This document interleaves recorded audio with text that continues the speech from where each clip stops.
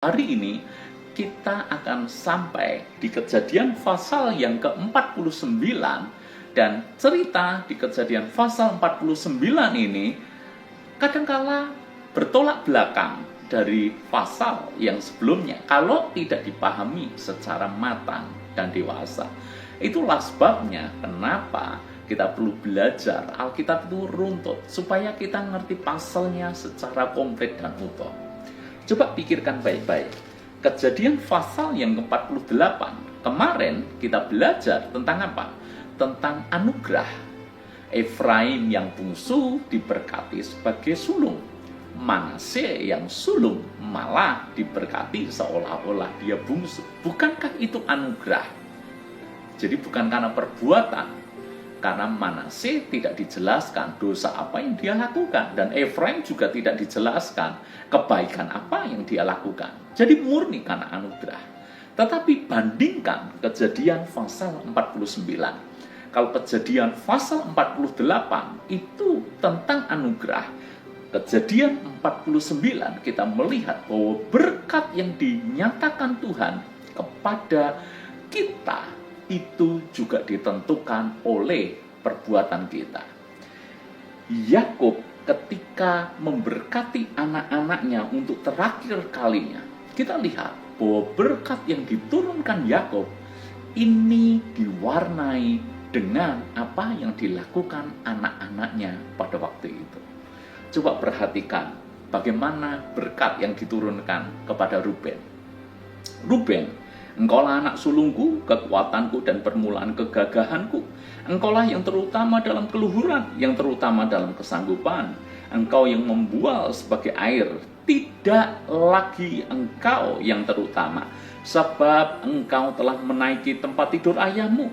Waktu itu engkau telah melanggar kesuciannya. Dia telah menaiki petiduranku.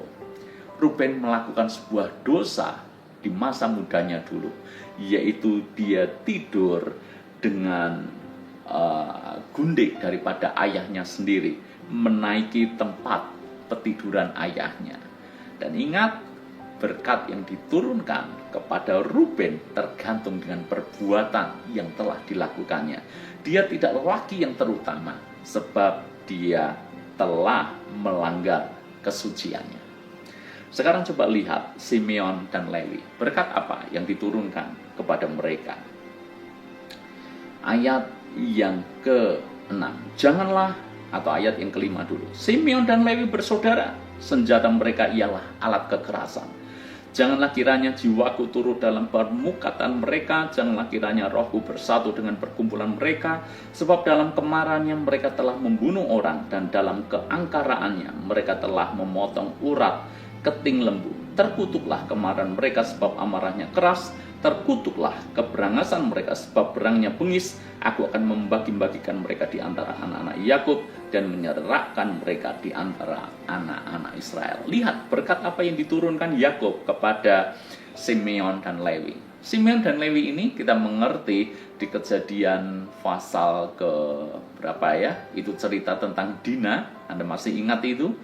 Bahwa Dina diperkosa oleh Sikem, maka Simeon dan Lewi lah yang punya ide untuk membalas dendam. Caranya adalah Sikem boleh memperistri Dina dengan syarat dia dan seluruh rakyatnya yang ada di kota itu harus disunat. Dan kemudian ketika mereka sunat, Simeon dan Lewi lah dia mengangkat pedang untuk membantai mereka semuanya, melakukan kekerasan yang luar biasa. Maka ketika Yakub memberkati Simeon dan Lewi, itu pun perbuatan mereka di waktu lalu itu menentukan berkat yang diturunkan kepada mereka. Sekarang coba bandingkan dengan Yehuda. Ayat yang ke-8. Yehuda, engkau akan dipuji oleh saudara-saudaramu. Tanganmu akan menekuk tengkuk musuhmu, kepadamu akan sujud anak-anak ayahmu. Ini bicara tentang nubuatan menjadi raja, keturunan daripada Yehuda.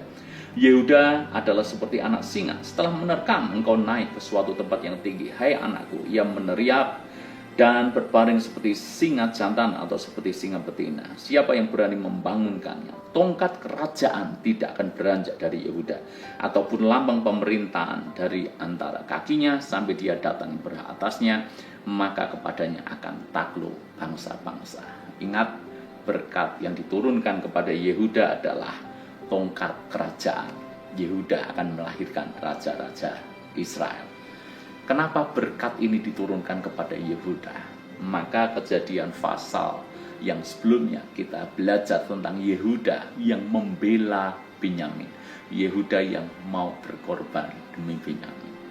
Perbuatan itu juga menyertai berkat.